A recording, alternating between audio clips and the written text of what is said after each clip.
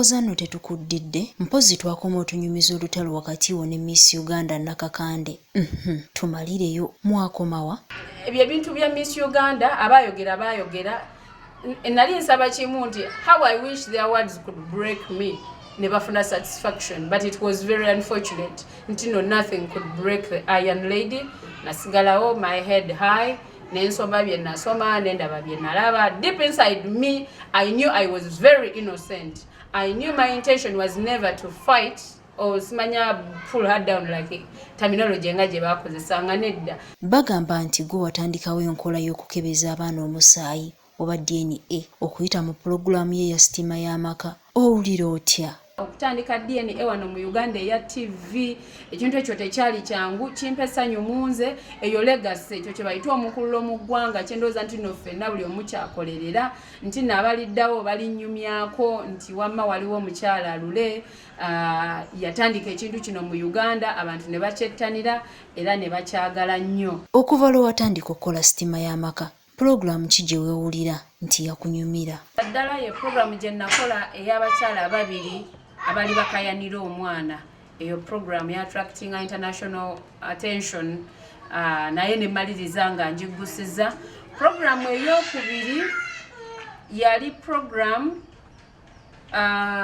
omulamuzi gye yampa ekkooti to take it on.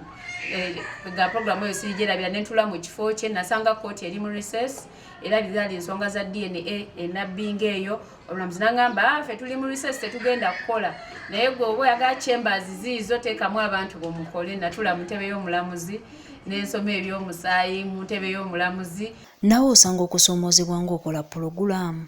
Yali pulogulaamu ya pasita omu eyo saidi zeeyo ye bayitayo batya bannange, kubanga eyo yalimu ne pisto. Pulogulaamu eyo nagenda n'omusirikale nga nkuumeko.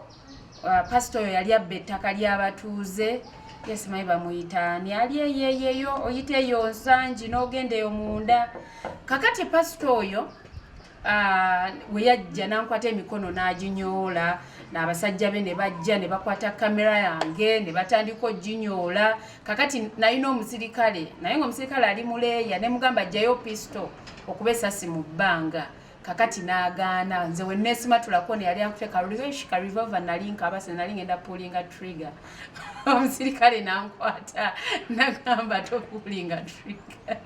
Joan, tuwuliddeko nti ogenda kwesimbawo. Ogenda kwesimbawa era mu kibiina ki? Tugamba nti People Power okuva lwe yajja omuntu wa wansi yatandika okukola, naye okutandika okukola ki? Ekisooka okuvaayo n'ategeera nti abadde anyigirizibwa, okuvaayo n'ategeera rights ze of speech nti asobola okwogera ekimuluma, okuvaayo n'amanya nti n'ensi ye ng'era bimanyi. So I chose People Power ku lw'omuntu wa wansi. Nsonga ki ekuwaliriza okuvaayo ne weesimbawo era lwaki ojjidde mu kibiina kya NUP? Nze ndaba ekutte ku muntu wa wansi bulijjo gwenkola ki? Gwenwanirira nga ndaba People Power omuvubuka asembayo eri wansi yatunda chapati mama akola ki, bonna batandise okuvaayo beeyogerere.